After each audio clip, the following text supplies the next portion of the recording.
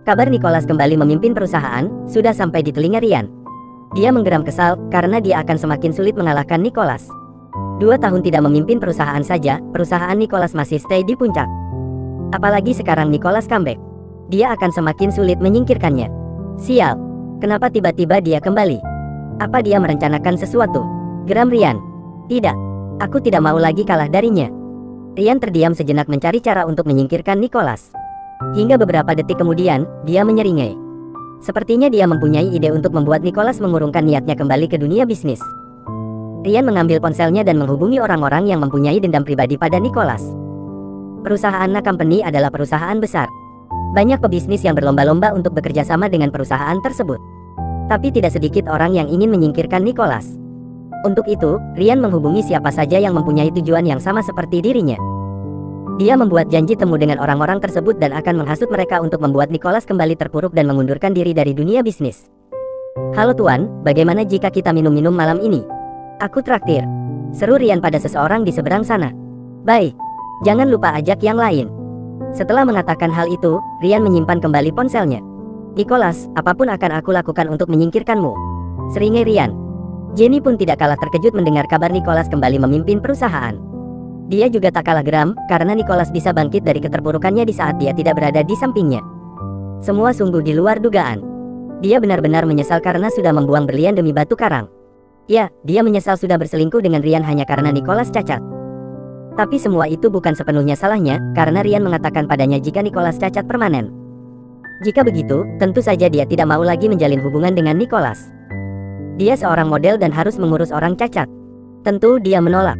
Tapi mendengar kabar baik itu, niat untuk kembali pada pria itu pun semakin menjadi. Dia mencari kesempatan untuk menemui Nicholas. Seperti hari ini, Jenny bersolek di depan cermin. Dia ingin tampil cantik saat bertemu dengan Nicholas nantinya. Bagaimanapun caranya, dia akan membuat Nicholas luluh dan mau menerimanya lagi. Jenny tersenyum melihat dirinya di cermin.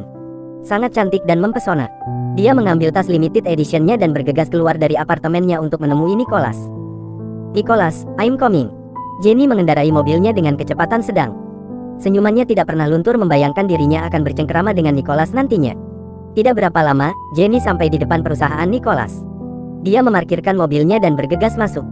Banyak karyawan yang menatap Jenny, karena mereka tahu betul siapa wanita itu. Mereka hanya penasaran, untuk apa Jenny kemari? Bukankah dia sudah tidak mempunyai hubungan apapun dengan bos mereka?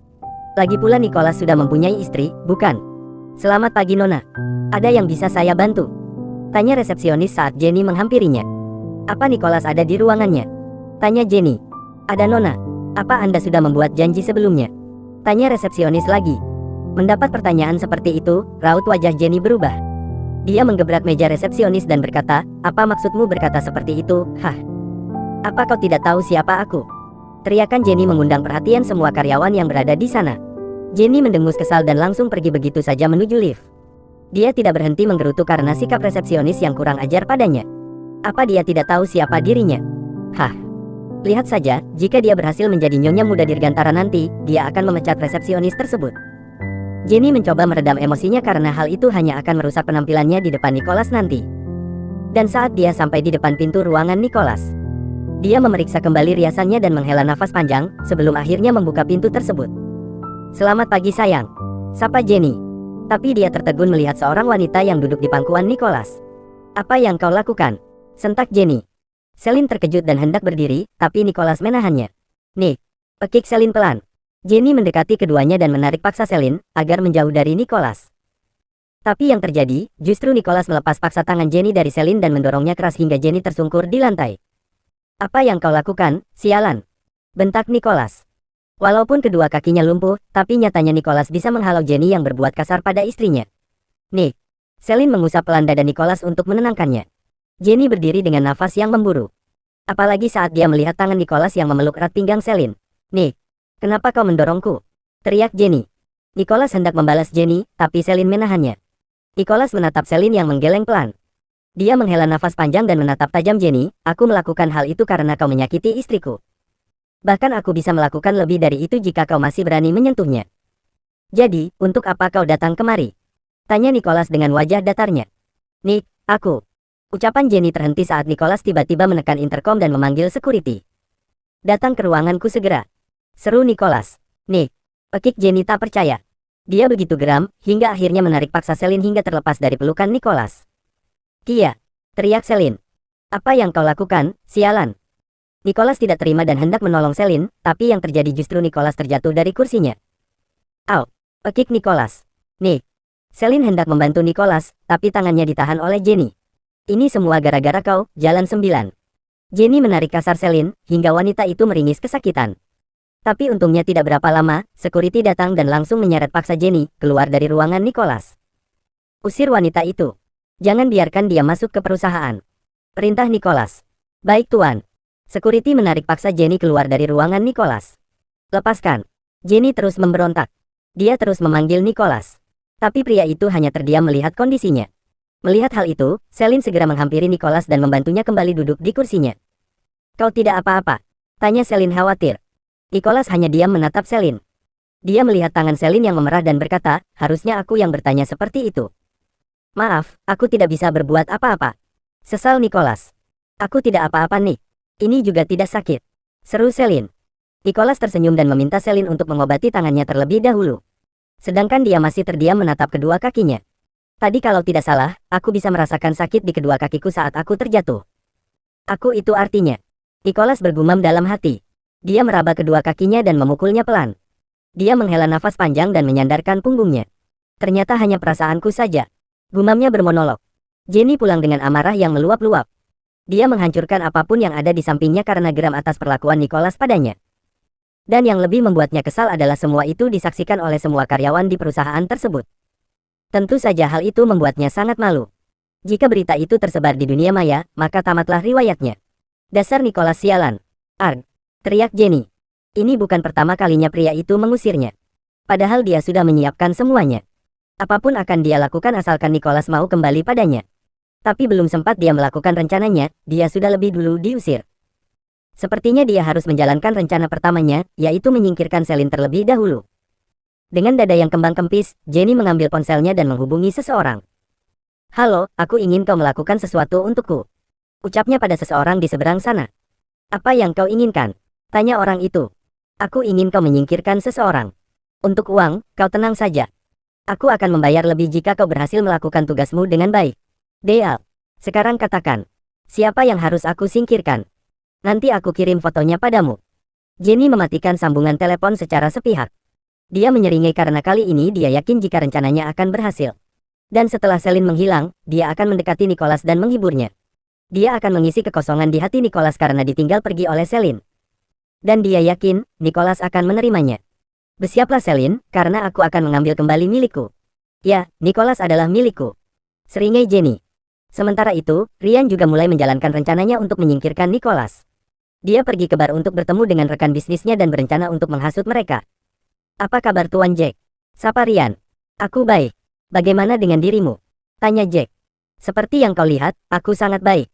Oh iya, mana yang lain? Tanya Ryan. Nanti mereka menyusul. Jack menuangkan bir di gelas dan menyerahkannya pada Ryan. Minumlah dulu. Thanks. Ryan menerima gelas tersebut dan menenggaknya. Mereka mengobrol sambil menunggu yang lainnya datang. Dan tidak berapa lama, bos besar dari berbagai perusahaan datang dan ikut bergabung dengan mereka. Awalnya mereka berbincang santai, hingga Ryan menyinggung soal kembalinya Nicholas memimpin perusahaan. Apa kalian sudah dengar kabar mengenai Nicholas yang kembali memimpin perusahaannya? Tanya Ryan. Semua orang yang ada di sana serempak menatap Ryan. Ya, kami sudah dengar. Seru Jack. Aku tidak menyangka jika Nicholas akan kembali. Aku pikir, dengan keadaannya yang cacat, dia sudah tidak bisa lagi mengurus perusahaannya. Seru Ryan. Dia menenggak birnya dan kembali berkata, hah. Jangankan mengurus perusahaan, mengurus diri sendiri saja dia tidak bisa. Lanjutnya. Dia melirik satu persatu temannya yang terdiam. Dia yakin mereka tengah memikirkan nasib proyek kerjasama mereka dengan perusahaan company milik Nicholas. Selama ini perusahaan Nicholas dipegang oleh Aiden. Dan sekarang, tiba-tiba Nicholas kembali. Pasti mereka akan berpikir jika Nicholas tidak akan sanggup melanjutkan kerjasama mereka dengan keadaannya saat ini. Ini akan menjadi rencana yang bagus. Ryan yakin jika mereka akan membatalkan kerjasama dengan perusahaan Nicholas.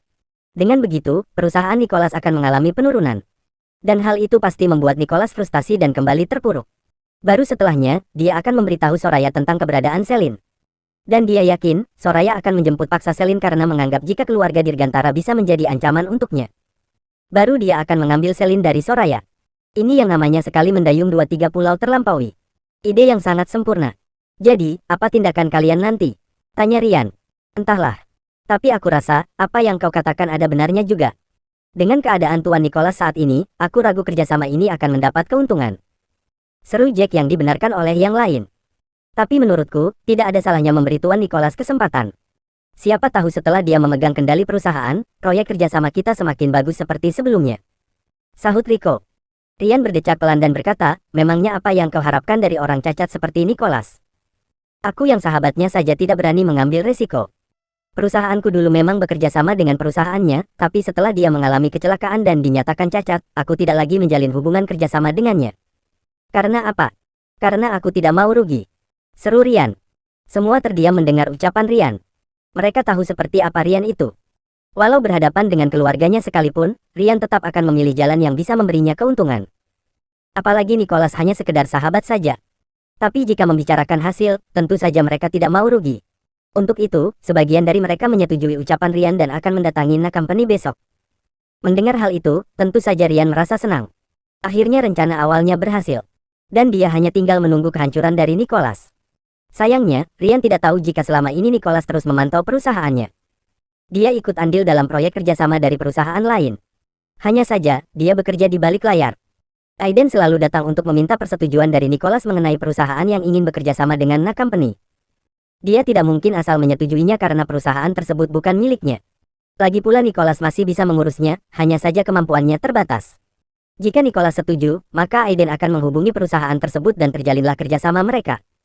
Lalu, bagaimana Nicholas akan menghadapi rekan kerjanya nanti, jika mereka membatalkan kerjasama dengan perusahaan Na Company? Sepulang dari kantor, Selin membantu Nicholas untuk membersihkan diri. Lalu dia membantu Nicholas pindah ke tempat tidur dan melakukan terapi pada kedua kaki pria itu. Kenapa kau diam saja dari tadi? Tanya Selin membuka pembicaraan. Aku merasa jika aku, pria tidak berguna karena tidak bisa melindungimu. Lirih Nicholas. Selin mendekat dan membelai pipi Nicholas, siapa bilang kau tidak bisa melindungiku? Buktinya kau bisa membuat wanita itu kesal dan pergi dari ruanganmu. Tapi tetap saja, aku. Ucapan Nicholas terhenti saat Selin mendaratkan ciuman di bibir Nicholas. Jangan berpikiran yang tidak-tidak. Seru Selin. Dia kembali memijat kedua kaki Nicholas. Nicholas menghela nafas panjang dan menyandarkan punggungnya di headboard. Dia memejamkan matanya, menikmati sentuhan tangan Selin di kedua kakinya. Tapi tiba-tiba, dia meringis pelan. Ish. Nicholas membuka matanya dan menegakkan tubuhnya, menatap Selin yang masih memijat kakinya. Tadi itu, aku merasa sakit di kakiku. Atau hanya perasaanku saja. Batin Nicholas. Dia mencoba merasakan sentuhan tangan Selin. Tapi dia menghela nafas panjang, merasa kecewa karena lagi-lagi itu hanya perasaannya saja. Nicholas menatap Selin yang telaten memberinya terapi. Hingga dia menyadari jika istrinya itu memakai gaun tidur yang transparan. Dia menelan ludahnya kasar, melihat lekuk tubuh istrinya di balik gaun tidur yang digunakan. Apa dia mencoba menggodaku? Batin Nicholas. Dia tidak tahan lagi. Dia menarik pelan tangan Selin dan mengangkatnya ke pangkuannya. Ada apa nih? Tanya Selin terbata. Aku merindukanmu. Tanpa aba-aba, Nicholas mencium Selin. Perlahan Nicholas membaringkan tubuh Selin dan mengukungnya. Tapi sejenak dia terdiam. Dia mengerutkan keningnya bingung karena dia bisa menumpu tubuhnya dengan kedua lutut dan tangannya. Ada apa? Kenapa berhenti? Tanya Selin yang sudah diselimuti gairah. Nicholas menggelengkan kepalanya pelan dan mulai memberikan sentuhan lembut pada Selin. Nih. Selin meracau, meminta Nicholas untuk segera melakukannya. Tapi Selin dibuat terkejut karena kali ini justru Nicholas yang bermain. Cukup nih, aku lelah. Pinta Selin. Tapi Nicholas tidak mengindahkan permintaan Selin. Keesokan harinya, Nicholas bangun lebih dulu. Dia tersenyum menatap Selin dan membelai pipinya, "Good morning, honey." Gumamnya. Dia tidak mau mengganggu tidur Selin dan mencoba berpindah ke kursi rodanya sendiri. Dia masuk ke kamar mandi dan meraih shower untuk mandi. Sejenak dia terdiam mengingat pergulatan semalam. Dia menatap kedua kakinya dan memukulnya pelan. Dia merasa aneh, jelas-jelas semalam dia mengambil kendali saat berhubungan dengan Selin. Dia bisa menumpu tubuhnya dengan kedua lututnya. Tapi kenapa sekarang dia tidak bisa merasakan apapun saat dia memukul kedua kakinya? Hah, apa ini hanya perasaanku saja? Gumam Nicholas. Dia mencoba menggerakkan kedua kakinya, tapi sama sekali tidak bergeming. Nicholas terus berusaha hingga tanpa sengaja, dia terjatuh dan berteriak keras. Dia memukuli kedua kakinya dan tidak bisa merasakan apapun. Kenapa? Kenapa aku tidak bisa menggerakkan kedua kakiku? Kenapa? Teriak Nicholas. Dia mencoba kembali duduk di kursi roda, tapi gagal. Dia terus mencoba, hingga dia putus asa dan mendorong keras kursi rodanya hingga menabrak dinding kamar mandi. Astaga, Nicholas. Celine menghampiri Nicholas dan memeluknya. Ada apa? Kenapa kau seperti ini? Aku, pria yang tidak berguna, Cal. Aku tidak berguna. Lirih Nicholas. Celine menggelengkan kepalanya. Dia mengambil kursi roda dan membantu Nicholas duduk di kursi rodanya. Aku akan membantumu mandi. Hari ini akan ada rapat penting. Jadi kau tidak boleh terlambat. Celine membersihkan badan Nicholas seperti biasanya. Sesekali dia menatap pria itu yang hanya terdiam. Sebenarnya, apa yang telah terjadi? Kenapa tiba-tiba Nicholas begitu histeris? Celine rasa, Nicholas tidak akan seperti ini jika tidak ada penyebabnya. Dan semalam, mereka hanya bercinta. Tidak ada percakapan yang menyinggung keadaan Nicholas. Atau, dia telah melewatkan sesuatu. Setelah selesai, Celine membantu Nicholas bersiap. Tapi lagi-lagi, pria itu hanya diam. Celine berinisiatif untuk duduk di pangkuan Nicholas. Dia memeluk pria itu dan berkata, kau bukan pria tidak berguna, Nick. Kau pria hebat. Jika kau tidak bisa berjalan, itu adalah cobaan, agar kau bisa meraih kembali keberhasilanmu. Jadi, kau jangan menyerah untuk mendapatkannya. Seru Celine. Dia mengurai pelukannya dan kembali berkata, pasti ada perbedaan di saat kau bisa melakukan apapun, dengan sekarang, kau yang hanya duduk di kursi roda. Coba kau pikirkan, apa kau memilih kehidupanmu yang dulu, atau menerima keadaanmu yang sekarang? Lanjut Celine. Nicholas terdiam, ingatannya kembali di masa-masa, di mana dia masih bisa berjalan. Dia mempunyai segalanya, kesuksesan dan kekasih yang mencintainya. Kekasih. Jika dia tidak cacat, apa Jenny akan tetap di sisinya dan tidak mengkhianatinya? Tapi mendengar setiap hinaan yang keluar dari mulut Jenny dan Ryan, membuatnya sadar jika mereka tidak tulus padanya. Dan sekarang, di saat dia dalam keadaan tidak berdaya, ada Celine yang datang memberinya kehidupan baru. Wanita itu memberinya kekuatan untuk bertahan, untuk menghadapi semua yang ingin menghancurkannya. Jika disuruh memilih, dia ingin di kehidupan dulu, ada Celine yang mendampinginya. Kenapa kau diam? Tanya Celine. Nicholas hanya tersenyum dan memeluk erat tubuh Celine. Terima kasih sayang. Ucapnya yang dibalas anggukan oleh Celine. Cal, jika kau berhasil mendapatkan kembali hakmu atas harta keluargamu, apa kau akan meninggalkanku? Tanya Nicholas. Celine tertegun. Kenapa tiba-tiba Nicholas bertanya seperti itu? Apa dia mencoba mengingatkannya pada perjanjian mereka? Kenapa kau diam? Tanya Nicholas lagi. Aku tidak tahu nih. Tapi, aku akan tetap di sampingmu sampai kau bisa berjalan lagi. Seru Celine. Jika aku tidak bisa lagi berjalan, aku akan menjadi kakimu untuk berjalan, sesuai janjiku padamu dulu. Nicholas tersenyum dan kembali memeluk Celine. Bodoh. Gumamnya. Dia tidak mungkin terus menjadi beban untuk Celine. Untuk itu, dia akan lebih berusaha melakukan terapi agar bisa berjalan lagi. Tapi, jika kesembuhannya nanti membuatnya harus kehilangan Celine, maka dia lebih memilih cacat selamanya agar Celine tetap di sampingnya.